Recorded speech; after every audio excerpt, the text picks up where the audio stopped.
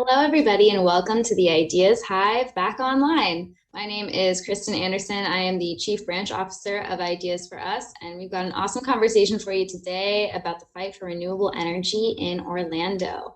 I'm going to tell you first a little bit more about Ideas for Us and why we're doing what we're doing in the community. So if you're not familiar with Ideas for Us, we are an environmental action group. Our mission is to develop, fund, and scale solutions that solve the world's most pressing environmental and social challenges. We do this by educating, engaging, and mobilizing the community in eco-action. Every month, we host the Ideas Hive, where we bring the community together in a conversation about learning about an environmental issue from an expert, and then talking about ways we can solve the problem with a local solution. And then we take those ideas that were talked about at the Hive and bring them to life and plan and organize with our amazing team of volunteers and then turn them into eco-action projects, where every month we're mobilizing volunteers for boots on the ground action to combat climate issues. And this takes many different forms. This takes many different forms as every month we focus on a different pillar of sustainability, cycling between energy, water, food, waste, and ecology. This is so that we don't overlook any aspects of climate change because it is a very multifaceted issue. So this month we're talking about energy, going into the works of it, and then we're going to do an energy focused project. Where other months we'll talk about waste and we'll do a cleanup, and it really changes every single month because there's so many ways to take hands-on action against climate change. And we do this because we believe that this information should be free and readily available to the community, but not just stop there. We really believed in giving people the opportunity to take hands-on action against climate change, because if you know about these issues, they're probably upsetting you. They're probably weighing heavy on your heart. So we believe in giving people the opportunity to do real action that does make a long-term impact in stopping the climate crisis. So if you like what you see, please consider donating to support this mission. We have so many projects going on internationally, and you can go on our website, check all those out, and donate to one that you believe in specifically. And we also have a podcast where we talk to climate leaders and innovators in sustainability all around the world. So you can check that out at anchor.fm. And today we have the amazing Jennifer Torres, the environmental organizer at Poder Latinx, talking about the fight for renewable energy. So thank you, Jen, so much for being here. I'll go ahead and hand it over to you. Thank you, Kristen. Thank you all for, having me on. I think Ideas for Us is a great organization. So I was really happy when you reached out to be able to talk to y'all a little bit about what we're doing at Poder Latinx and why we're doing it specifically. So just a little bit about me. I'm a first-gen American student. I just graduated from UCF, started doing this work when I went to UCF and, realized I really wanted to get involved in all these social justice issues, specifically around environmental justice and racial equity. And I started getting involved in this work, and that's how I ended up with Poder. And our main focus through our environmental work is to center environmental justice in all policy and ensure that our communities who are most impacted are at the forefront of any policy that is passed in terms of the environment, while also breaking down that barrier that a lot of our community has when it comes to information around environmental injustices, the climate crisis, and all other resources like that. So you have my presentation, so whenever you're ready to present it. So, and then just a little bit of background about Poder. Our mission is to build a political wave where the Latinx community plays a key role in the transformation of our country, and where immigrants, Latinx, and other people of color are decision makers of our political process. We do this not only through civic engagement, but also by focusing on 3 buckets of work, which are economic, immigrant, and environmental justice. So we are present in 3 different states. That's Georgia, Florida, and Arizona. And we have an organizer that focuses on each of these issues, while also having like a full-blown field team that focuses on getting our community registered to vote. So why exactly is it that we do this kind of work, not only like on the civic engagement part, but also why we focus on these 3 main issues is, well, because first of all, they're all intersectional. Immigrant justice, economic justice, and environmental justice are all 3 really big issues that our community are facing right now. We are a Latinx-led organization, so we're not just doing this to do it. We're affected by it as well because we're people of color, we're first-gen Americans, we're immigrants, and we want to ensure that our community, our families, our friends are able to reach this information that oftentimes isn't really available. So we want to ensure that our community has a voice, that working class immigrants don't have usually they don't have the time or resources to be as involved in organizations. And there's a lot of work and language barriers that exist that create apathy within our community about really important issues.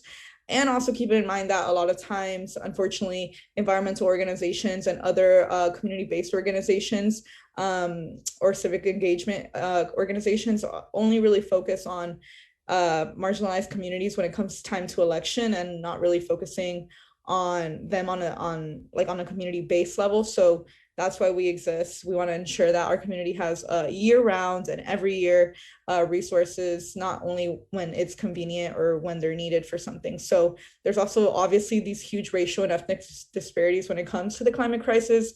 We know that Hispanic children are 40% more likely to die from asthma, and they're twice as likely to have lead level above the CDC threshold. We know that people of color communities are often sited near toxic power plants, and our air is usually more polluted, our streets are dirtier, we face food deserts, etc. So there's a lot of different environmental issues. Also, gentrification is a huge environmental issue that a lot of people don't understand isn't an environmental issue because of the displacement of it. So there's that, and we center those who are most affected. And specifically here in Orlando, our focus is around high energy burdens, renewable energy, and the coal pollution that exists. And it's because of OUC, which is our utility company. So our climate work specifically, we push for meaningful climate legislation nationally and locally. We educate around everyday changes to combat the climate crisis. So these are individual level things that our community can do that a lot of times, like I said, there's apathy around these things. Like if our community can't see it firsthand, they don't really care. It's something that we find a lot of the time. So we try to connect why these things affect them on an individual level, them and their families, so that they understand why the climate crisis is so important. We partner with local organizations like Ideas for Us, and we really push for a greater energy efficiency programs in Orlando, a transition to 100% renewable energy. So we organize our community members and our base around the Orlando Utilities Commission and pushing them to do better by our community. So the way that we do this is we do a lot of different things. First, we do things like this where we talk to different people, we talk to different partners, and we are able to kind of explain what we do at Poder, because we are a relatively new organization. We're about 2 years old, and in those 2 years, we've done a lot of great things. We host bi-weekly educational lives on Instagram to present digestible information to our community in both English and Spanish. Really quick 30-minute conversations that are very casual and allow people to kind of jump in and learn about things really quickly instead of having to read reports, etc. So we kind of summarize that for them. We also hold bi-weekly community meetings. We have a community survey to identify community concerns and priorities. We do town halls and webinars. We also have monthly park cleanups where we go to parks in our neighborhoods that are really dirty and bring out community members to help us clean it up, while also talking to them about the larger scale community environmental issues that exist in our community. We canvass. We have a really we started a really exciting new partnership with Univision 2 months ago, where I actually have a weekly segment on Despierta Orlando on Wednesdays, where we talk about environmental issues and a whole different set of topics around environmental justice on live TV, so in Spanish. So that's really exciting. We also have Spanish resources, etc. And like I said, we partner with other climate organizations. So these are just some pictures from our latest park cleanup at La Costa Wetlands on South Samaran. This is a park that's right next to our office in Orlando. It's actually right next to where I live. It's my local park. And when I first moved to Summeron, I was like, what is going on? This is so bad. I took my dog, there was glass needles everywhere. There's one trash can in the park at the front of it, and the park is like miles deep. So obviously it's a huge problem, and it makes you wonder, why is it that there isn't more trash cans or recycling bins in this park that is in a predominantly Latinx neighborhood? So we've gone a couple times to clean it up. We've picked up a lot of different weird stuff, and I filled a lot of different garbage bags with our volunteers. But there's just some pictures of one of our cleanups, so you can kind of get an idea of what we have our volunteers do. And after we did the cleanup, we also just sat down and had a mini picnic and talked about like energy efficiency, coal cleanup, renewable energy, recycling, etc. So it's really like a community building exercise. So kind of getting into the main topic and our main focus of work, we really focus on energy efficiency, which is aimed at alleviating the energy burden for people in our community. Orlando has a really high energy burden in specific areas of the city that happen to be brown and Black neighborhoods and places where low-income people live. And this isn't a surprise. This is something that is parallel in a lot of other cities in the United States. And it's a really big problem as far as environmental injustices.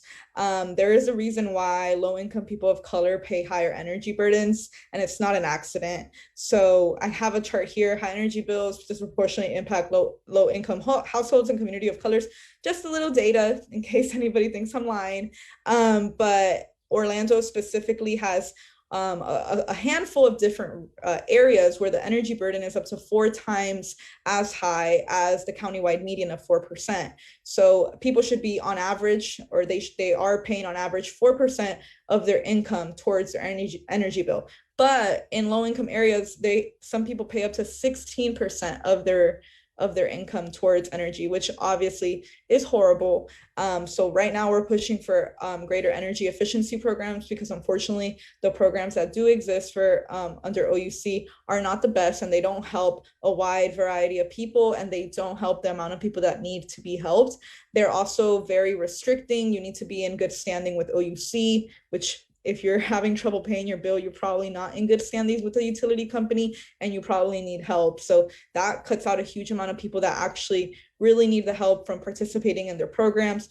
They're also restricted to single family homes, which again, a lot of our community live in multifamily dwellings, and this restricts them from participating. And you actually have to pay to be a part of the program. So a lot of people can't afford to pay because they can't even afford to pay their bills. So the reason we focus on energy efficiency is because it's something that's affecting our community now. And although we of course push for 100% renewable energy along with our other environmental organization partners here in Orlando, we understand that we also need to focus on energy efficiency because people are struggling to pay their bills right now. And it is life and death for some people, especially in Florida when the weather is so hot. And especially now that we know that the climate crisis is gonna worsen the weather conditions and the temperature. So here's a picture of me and my volunteers in front of the Stanton Energy Center. Also, like I said, we push for a cleanup of coal. There's a coal power plant in Avalon, pretty near UCF. So if you go to UCF, you might have seen it. I used to live right next to it, and I had no idea it existed until I started working for Poder. So pretty interesting that a lot of people in the community don't know that it's there. We kind of just see the smoke and don't think twice about it. But OUC made the promise last year that they were going to shut down these coal plants and transition to natural gas, which, if you don't know, is just another fossil fuel under a different name. And it's not what our community needs. Like, we want 100% renewable energy. We want the coal ash to be cleaned up because it pollutes our neighborhoods and causes health problems that disproportionately affect people of color.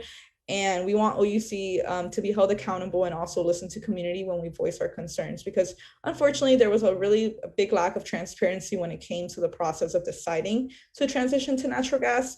So that's kind of where we came in, along with a lot of other community organizations pushing for renewable energy, which unfortunately did not happen.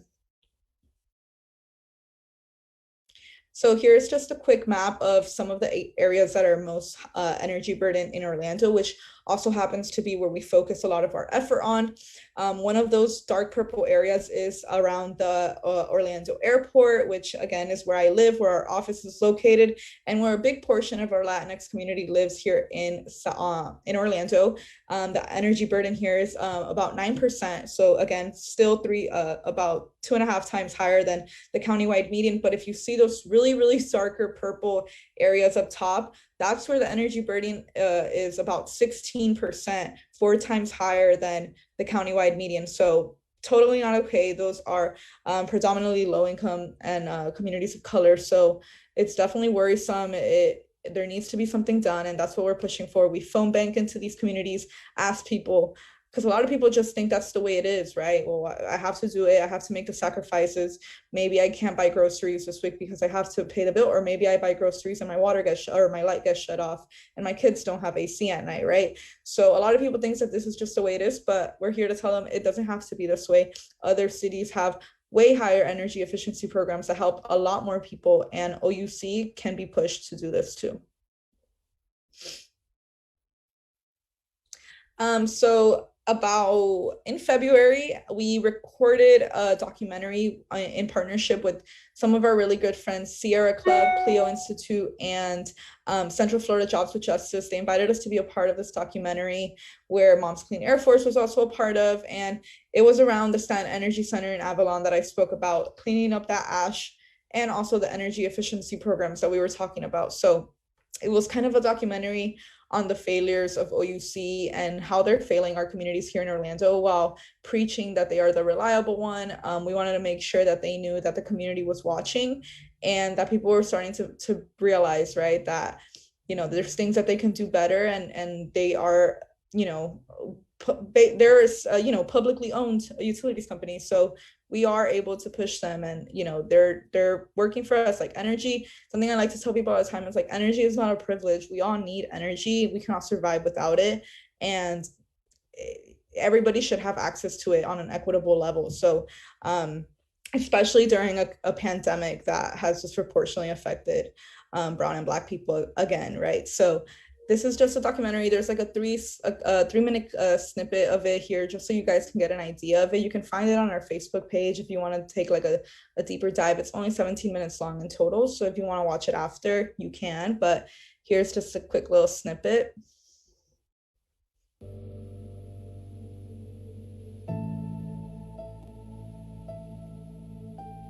It may work for their businesses, or it may work for corporations, but it's not working for residents. Those in fence-line communities in Florida do not have access to reliable, affordable, clean energy for air conditioning or for anything else. Then that becomes a problem for their health. Climate change will affect those communities even more. They have no recourse to mitigate the effects of it, and they're the ones that suffer the more serious consequences.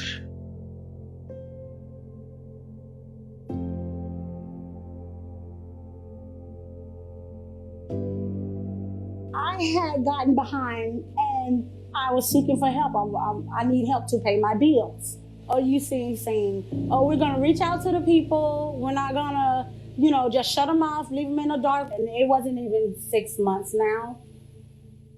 My lights have been cut off for a total of 8 times. It left me with worrying and not understanding, what do I do next? I have children. I get one income a month. It should not be hard to imagine that somebody whose electricity, for example, has been shut off will face anxiety and depression. And as we know from the medical literature, directly affects your physical health. Every day I wake up to see if my lights are cut off.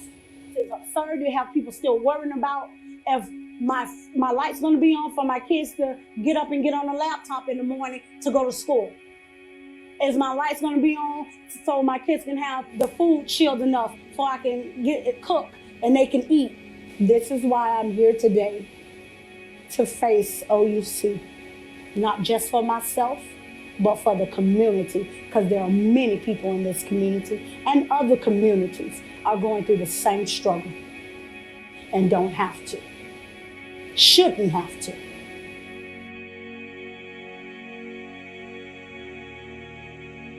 A profit-driven model is always going to be born on the backs of someone. And that someone is usually the communities that are the most vulnerable, the most targeted for.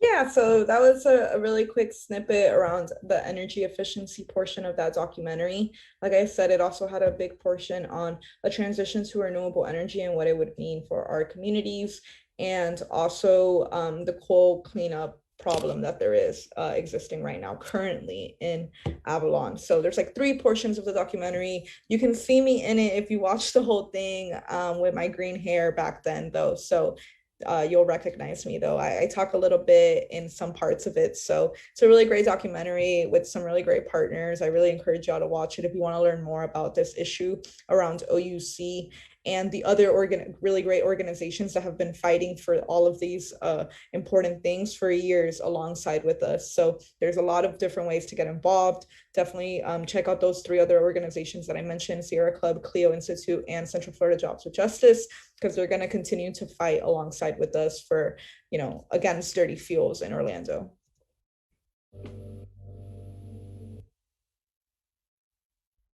So yeah, the last thing I want to leave y'all off with is I know I said we host community meetings on a bi-weekly schedule. I want to invite you all to join us for one of these community meetings if you live in Orlando and you want to talk to us about energy efficiency, if you face an energy burden, but also a really great new partnership that we just started recently with the Institute for Market Transformation, who's working with the city of Orlando. So shout out to the city for taking this initiative, and they're hoping, the Institute for Market Transformation is working around building performance standards in other cities in the United States and now here in Orlando, and what they would mean for our community. So we're really excited to have this conversation with you. I'll explain to you what building performance standards are and what they would mean for our community, how they might help energy efficiency, but while also acknowledging that it might bring other unintended consequences, and having the community tell us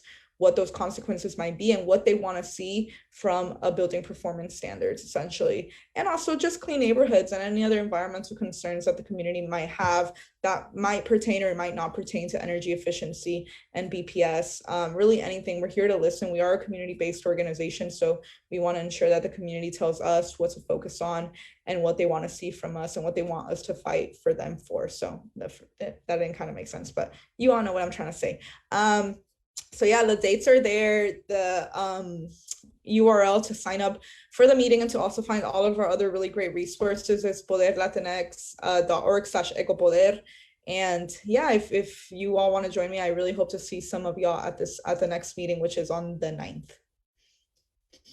Awesome. Thank you so much, Jen. This is really enlightening. And I'm excited about what you guys are doing. It's really, really essential, and hopefully we can get our audience in the fight as well. All right, everybody, if you want to go ahead and drop your questions in the comments, now is the time to do it. We're going to do a live Q&A, so please go ahead and ask your questions. I want to start off by kind of talking about what environmental and human impact does the coal plant have on nearby communities, because you talked about it a little bit, but that's something that I know you guys have been focusing on and that we've been hearing a lot about on social media. And I just wanted to kind of go over a little bit about what that actually is. Yeah, absolutely. So neighboring communities around the Stanton Energy Center, which keeping in mind, it's not just like that little area of the city that's near it. It's because coal travels when the air picks it up, and we know how the weather in Florida is and how strong the winds can be. So we have to keep in mind that that coal ash sits uncovered in the middle of this neighborhood. And when the wind blows, it's going to get picked up and travel further than anticipated by like the environmental impact reports that are done, right? So what does the coal ash actually do for our health when we breathe it in? That can't be good, right? It's a really bad toxin. It can cause respiratory problems, rare forms of cancer, which have been seen in the surrounding Avalon areas, found in children who have passed. So that's obviously not okay. It can cause asthma, like higher rates of asthma, skin problems as well, like rashes, and allergies on like on a less severe level, if you might want to call it, like coughs and allergic reactions and such, which also doesn't, just because it's not like life threatening in the moment, doesn't mean like anybody should have to be dealing with it.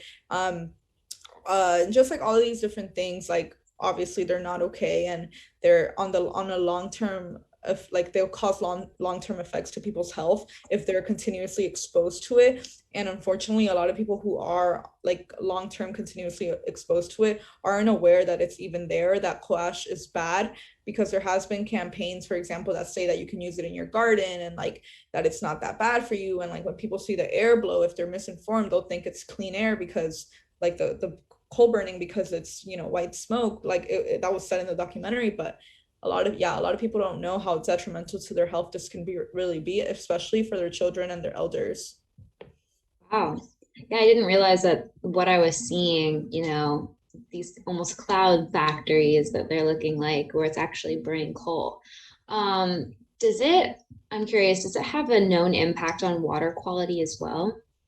So that's something that we recently started looking into, or one of our partners recently started looking into what exactly is happening here in the water quality in Orlando. We know that in other areas it has contaminated water and caused like the water to be undrinkable, also caused like really detrimental effects to like the wildlife that live in these aquifers. But as of now, like I don't want to speak on the quality in Orlando because I'm not too sure. I know my partner was looking at reports around this and how they might unintentionally affect the water quality in Orlando and the neighboring like bodies of water that live near the Stanton Energy Center. So definitely a really important question that I want to look more into. We know that if it ends up in the water, it's going to cause a lot of like other health effects, or exacerbate the health effects that we know exist already through like the respiratory part. And we want to ensure like that water stays like at a good quality if we're going to be drinking it, and if animals are going to be living in there too. Yeah, I mean, it's crazy. We have really intense water quality issues in Central Florida, and you know, you can only think what kind of corporations and who is involved in actually causing these problems, even though OUC is also feeding us back this water, right? So that reminds me of something that was kind of brought up recently, in how they are telling us to conserve our water because liquid oxygen is now in short supply. Have you guys heard anything about that? Do you have any comments on that? I read a little bit about it. We haven't, Poder Latinx hasn't specifically like looked too much into it because we've been so focused on like this energy efficiency, and also like we're planning on having this really big policy convening in November where we gather like a bigger group of people on Zoom, though don't worry, and talk about like the things that we're doing and how energy efficiency would help them on an individual level in their community too. And that's going to happen in November. So our focus has been like really big on that. We're providing a monetary incentive for people to be able to come and join, because we understand that working class people can't take like huge chunks of time out of their day to come to these events, but we want to ensure that we give them the option to be able to come on a Saturday with a really a monetary stipend for participating in this. So yeah, we've been focusing on that, but we're also starting a new partnership where we're going to focus a little bit more around water, because we have realized like we haven't focused enough around it, especially here in Florida, that where we are. We want to like give a little bit more attention to the water quality and all the things that are going on with the water. So we just started a new conversations of a new partnership last week with a really new great organization that's going to be focused on water education. So that's amazing. And also, I didn't realize that you provided a monetary incentive for people to join. I think that is so important, because a lot of the people that end up coming to educational events are privileged enough to be able to take that time off. And so that's a really incredible thing that you guys are doing that I wish that more organizations, including ours, could incorporate. A question from the audience. Has there been any progress in increasing Florida public electric utility energy conservation goals? And do the rules apply to OUC as well? So I know that this last legislative session was really, horrible as far as like energy policy, and our coalitions were pushing for a lot of really great or we're pushing for some great legislation, but also opposing some really bad ones. And unfortunately, a lot of those legislative things did pass. We're still pushing for like rate cases, like protection, like a new like new rulemaking when it comes to like how utility companies make their rates, because this will, or set their rates, because this would like improve energy efficiency and help our communities pay their bills. But as of now, you know, there hasn't been any like crazy advance in that. Unfortunately, OUC would be, you know, they would be required to follow this, but we haven't made any progress around that as of right now. But we're still pushing, of course, so keep an eye out for that on our social medias. Yeah, and going off of that, I know that there's also been a lot of talk from y'all on Sierra Club about how they have failed their goals. So OUC has set goals, and yet they are not really living up to the standard that they held themselves to. Do you have any information about like what kind of goals they did promise to and how they're not reaching for those in reality? Yeah, so unfortunately, you know, first of all, the goals weren't as ambitious as we'd like them to be. Their promise to like transition, the city's promise to transition to 100% renewable energy by 2050. We understand that the city, that OUC, although they are partially a utilities company, but unfortunately, like a lot of their goals that they have set in mind are white centered, and don't really center environmental justice at the core of these policies and these goals that they have. So if they do switch to renewable energy, is it going to be more expensive for their subscribers? Is that going to make there more of an inequality? So that's like a really great point that a lot of people have brought up. Like that's a question we hear from our community. Well, what does that mean for our, you know, our bills and such? But we know that renewable energy is cheaper, and we know that solar energy is cheaper, and it's gonna be like, first of all, way better for the planet, right? Than like continuously burning fossil fuels. But yeah, it's cheaper, which is why there was such a big incentive to transition to solar for a while, but that was taken away by OUC as well. And unfortunately, a lot of people can't afford to transition to solar, which is a big problem, right, for equity, because you have the solution to lower your energy bills, which is using more renewable energy like solar panels, etc. And a lot of people that are really struggling to pay their bills that would highly benefit from this don't have access to it, right? So a lot of our a lot of our community lives in apartments or condos that you don't have the authority to just install a solar panel. And it's also not affordable. Like there is some things to help community members, but a lot of people who might be able to actually benefit from this don't even know that these programs exist too. So that's like another thing that we're trying to take away, like that obstacle to information that prevents people from participating in these programs, because OUC might have like really good energy efficiency programs, but just not enough people know about them, and they're not doing what they need to do to inform people that these programs exist, while also taking away small obstacles that make it harder for people to participate in them. Yeah, and I think there's also more efforts going around citywide. I know Chris Castor and his team created some sort of program where you could put solar on your house for free, and then you would just pay it back until it paid for itself pretty much. So I don't know, maybe there could be more systems like that put in place. OUC should start their own system similar to that. I don't know if there's anything like that put in place now.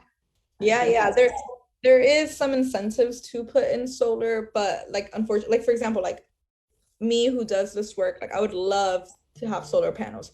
I can't, because I live in a condo and the HOA doesn't allow it, right?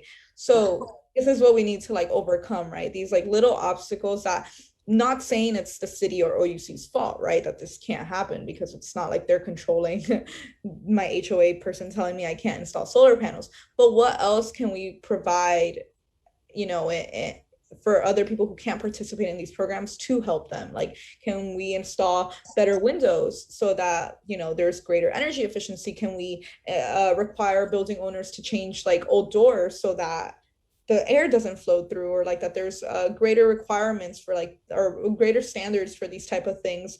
And I know also, like you said, Chris Castor in the city of Orlando has done like really great things towards sustainability that are so amazing. Like I know they have like a composting thing, which I think is so cool, and I would love to participate in it. But again, I don't have a backyard and I can't. Right.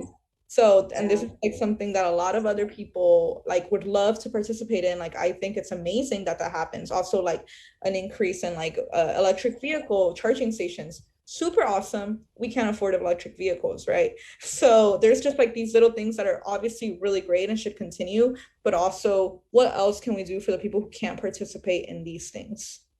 That's really, really important. And, you know, I wish that the county had more funding to kind of incorporate that on a county-wide level. Because at the end of the day, the people that benefit from these are probably the people that can already afford it. Another question from the audience. You mentioned that locally there are efforts to transition the coal power to natural gas. While this would help the issue with pollutants like coal ash, what sort of pollutants would this introduce? Is there any difference in CO2 production? So kind of comparing coal and natural gas. Yeah, so natural gas sounds better because it has the word natural in it. It's still a fossil fuel. It'll still pollute the air. It'll still, you know, have great emissions that are gonna like exacerbate the climate crisis. And it's not what we need. Like, and I think it was very strategic to transition to natural gas because, like I said, this barrier to information that a lot of people have, or like people who don't do this kind of work or aren't interested in it, they're going to hear natural gas. If you would have told me natural gas 5 years ago before I started this kind of work, I would have probably been like, cool, that sounds great, you know, like natural. I would have been like, oh, that cool. But no, we know it's a fossil fuel. We've seen what it's done in other areas with like the fires and the leaks and stuff. Like we know how bad it could really be for our environment, and it makes no sense to put money into shutting down coal plants and transitioning them to natural gas. It makes no sense when we can put that money towards renewable energy at once. Like it might be more expensive, that might be their argument, but why are we spending it on renewable or on natural gas when we can just do the 100 step and take it to renewable energy? All very, very good points. I hope that our legislative leaders are watching this right now and they're like, huh, yeah, that's a good point. Another question from the audience. Any thoughts about whether the legislation now in Congress, I think the goal is 100% clean energy by 2035, might affect OUC? I mean, if it's a federal, you know, if it's a federal policy, the hope is that it will reach all these local utility companies and essentially require them to like meet these requirements, right? So I mean, we've already seen though that the city of Orlando set like these great goals to transition to renewable energy, but we also see OUC kind of not directly saying like we're not going to do it, but also not saying they're going to do it. So that's worrisome, right? Like how do we ensure that if these really great policies are passed on a federal level, which you know, there is some ambitious legislation that exists right now. There is some that isn't as ambitious. So also pay attention to that. Like, how do we push for the most ambitious and the best resolutions, right? How do we ensure that local utility companies actually meet these goals by the time that they need to, right? Because, and you know, unfortunately, like right now, like the reason that OUC and other utility companies are able to get away with this pollution and with this, all this really bad stuff is because unfortunately, like on a federal level, there isn't enough regulation for like coal and other pollutants. Like actually it allows them to contaminate the air because they're like, the reason that they're still operating and they're still, you know, known as like a good utility companies is because they do meet the standards required by the EPA. But that doesn't mean the standards are good. They're just not strong enough, and they don't classify coal as a toxic waste, which is obviously not okay. So we need to push like on a federal level for these things, but we also need to ensure that OUC like actually, and other utility companies, not only OUC, like actually meet these goals. Yeah, so this is definitely a local fight and a national effort for sure. Which means that we all have a voice and we all have the opportunity to do something about it. So kind of going into more about like, you know, what does it look like to make this work? So do you have any examples where, you know, renewable energy has been affordable and accessible, and what kind of energy systems are preferred to help low-income households? I know we talk a lot about solar. Is that usually what is the most effective for marginalized communities and just in general? Yeah, so definitely solar is a great option. The real obstacle there is how do we get it to, like I said, like multifamily dwellings, right? Like how do we require building owners to like get a big portion of their energy production to be solar, right? And that kind of goes into building performance standards. Like, can that be included in it? Can we require building owners to have set this amount of money to make their buildings greener, more sustainable, cleaner too, because we know that solar energy would result in cleaner buildings and cleaner air and less pollutants. And it's interesting because low income neighborhoods are already have worse air worse air quality than other neighborhoods. So how would solar energy also improve like health outcomes is another really great thing. More of these projects that happen, maybe the more accessible, renewable, and eco-friendly resources there would be. With which projects? So the efforts, the projects that you're doing to reach renewable energy. So in an ideal world, what would be the long-term goal of these projects? And these efforts? Absolutely. Yeah. So the long-term goal would, as a matter of fact, short-term goal, because we need to do this now, right? We saw the report that came out 3 weeks ago. We know that there's like literally no more time to waste, like not even a day. We're already late, as a matter of fact. Like every day that passes that like ambitious, bold climate policy isn't passed is another day that we should be more worried. Unfortunately, like not to scare people, but like you should be scared essentially. And it shouldn't even be a long-term goal. Like it should happen now. Like our goal is to pass these renewable energy policies that require utility companies and corporations to stop burning fossil fuels, to leave the era of fossil fuels behind, stop fracking gas, stop like all of these like combustible like bad things from being produced, and transition to renewable energy, which we know will make us meet our climate goals by the 10-year deadline that the new report has said, and like prevent us from reaching that 1.5 Celsius threshold, right? And also lower our utility bills. Like it's all gonna happen together. Like we have the solution right in front of us. Like of course a lot of people say like that's crazy, like that's too ambitious, but that's what we need. It's no longer ambitious when you need it to happen. Like it's no longer ambitious when we need it to survive. So actually I think we need to stop using the word ambitious. It's necessary, right? So interesting point by myself there, actually, that it's like a little light bulb just went in my head. Yeah, no, that got me going. So I'm like, yeah, you are absolutely right. It's not ambitious, it's necessary. So, there's a lot of problems we went over. There's a lot of issues, and you guys are taking the steps to move forward. But say it works, what are the next steps in reversing the environmental injustices that are in place? I need to shut down the coal mines, but they already exist. We have just piles of coal sitting in neighborhoods. What are the next steps? Say OUC says, whatever you want, Jen, let's make it happen. What's it going to look like?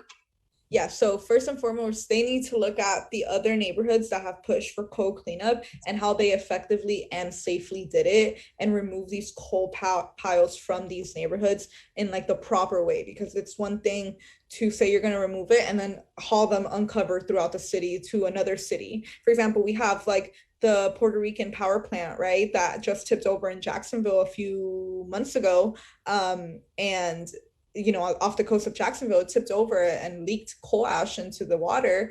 And that coal is transported from Jacksonville, and guess where it goes? To Georgia, and sits in a predominantly low-income neighborhood. So we need to ensure that when we get this coal ash removed, it's not just being transported into another like more disenfranchised neighborhood. And don't get me wrong, I'm no expert and I'm not a scientist on how this needs to be done, but it's not my job to know how it's done. It's OUC's responsibility to understand like the proper way to dispose of this pollutant and this toxin that they created. Like it's not up to me, little old me, like sitting here. It's up to them. Unfortunately, like we can push all we want, but they need to like, them and other corporations that have been burning fossil fuels for so long need to like hold themselves accountable for the damage that they have caused, not only to the planet but to our communities.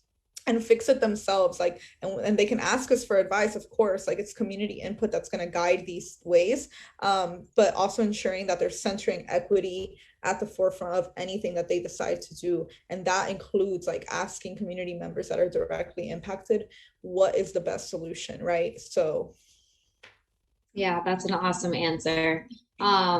So to kind of close out and bring everything back into focus, how can people get involved in what you're doing? How can we support you? And also another great question from the audience is, what can we do to just lessen our carbon footprint and do everything that we can? Jam-packed question, but you know what? Go for all of it. So to follow Poder and what we're doing, you should follow us on Instagram. We have our Instagram lives. I should have included a side with our social medias now that I'm thinking about it. Maybe Ernest can put it in the comments. Yeah, so you can follow our Instagram, it's Poder_Latinx. Our Twitter is just Poder Latinx, just like that. Our Facebook, you will also find it under Poder Latinx. Follow our 3 social medias. We keep you up to date on anything that's going on, as well as providing resources and like all the events that you can participate in. So our chapter here in Orlando has a lot of events. If you happen to not be in Orlando and are just watching from Georgia or Arizona, you can also find some events there. But also keep it in mind, we're pretty much all digital right now, so you can participate from wherever you are, because we all live on the same planet, so we should all be worried about this.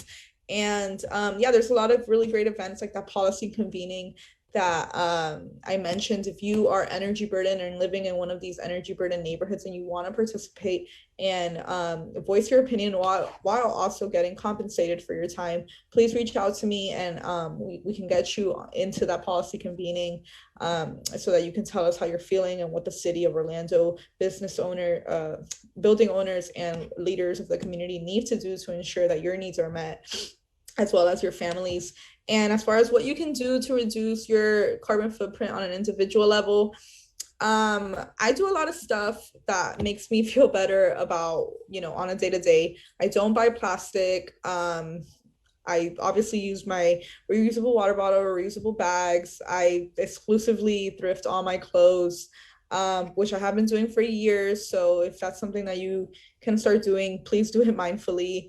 And this is just like little individual actions, and I always remind people, like, no matter what we do, if we are the perfect human being, it could never amount to be enough to reverse the effects of the climate crisis, because it's corporations and governments like ours who have caused the most damage to our planet, and they're the ones who need to really fix it, not us on an individual level. So yeah, that's absolutely true. We need to hold them accountable, but it's always good to hold yourself accountable too, because we're all living on this planet. The planet gives us so much, and we should do our part as well. And I know that you do. I've watched you do it, and you inspire me every day.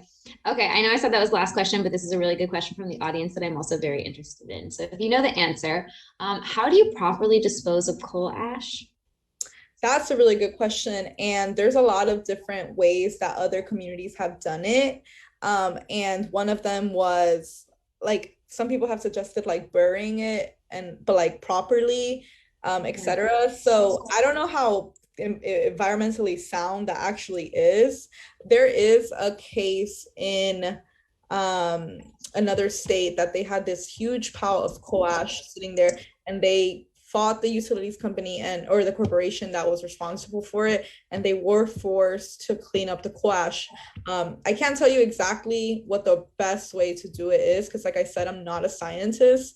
And it really is up to the people who caused the harm to like research on what the best way to do it is, right? So really interesting question. I've read a lot of reports, but there's really no best answer. So we'll see what corporations come up with as the years go on and they realize they have to do this.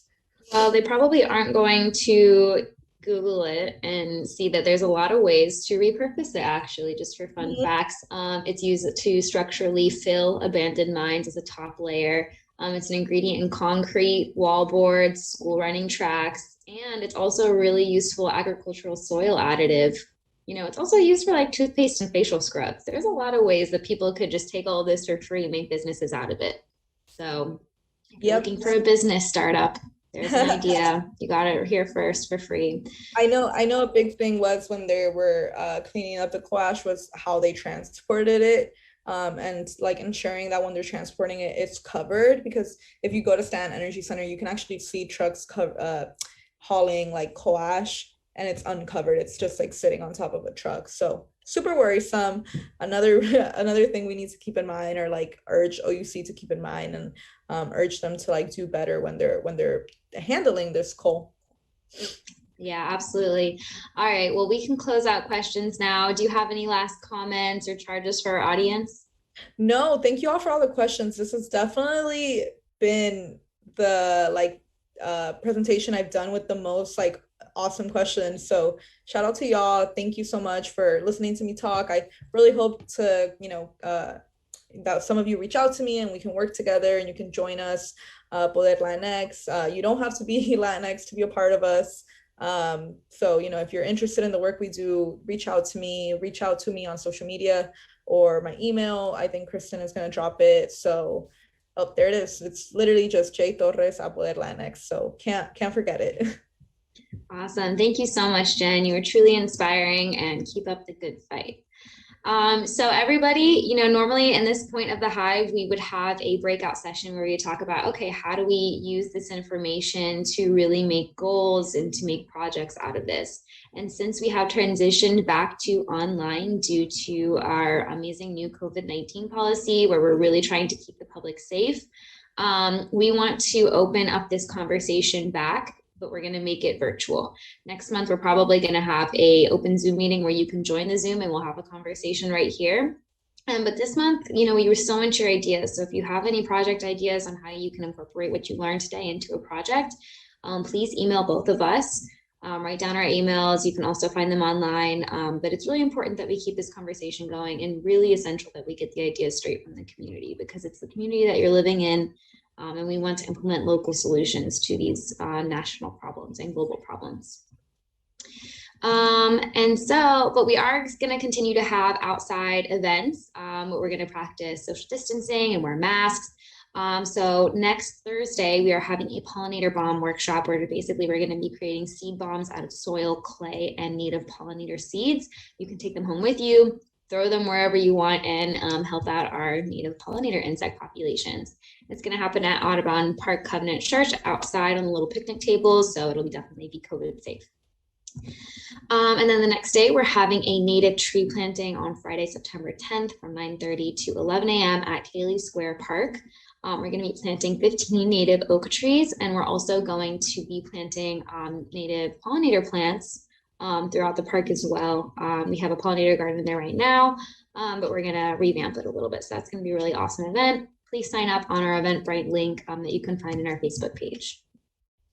And then at the end of September, we are doing a massive reforestation project in partnership with Conservation Florida and One Tree Planted. We're going to be planting 1,000 trees throughout their conservation preserve that they have just purchased. It's a huge plot of land. I believe it's a retired cow pasture, and it needs some revitalization. So we're going to be doing that by planting 1,000 native trees. So please come be a part of that. It's going to be an awesome event. If you are in an organization and you would like your organization to take part in this as a whole, we need as many volunteers as we can get. So please reach out to me if you're interested in partnering with us on that. You can also join us for our swarm rides. You can learn how to grow your own food and also help us with our plots. It's the first and third Saturday of every month. You can also find those on our Fleet Farming Facebook page. And we're also having an internship going on right now. It's not too late to sign up, but this is going to be probably the last week we're going to accept interns. But if you are interested, please join our team. There's so many ways to get involved and so many ways that you can learn and grow with us and help our operations. And that is it, folks. Thank you so much for joining us. We're really excited to keep this conversation going all month long. But if you're interested, please reach out to us with your ideas. If you want to get more involved, become a project sponsor, or just learn more about our programming, please reach out to us. But thank you all so much, and I'll see you next time.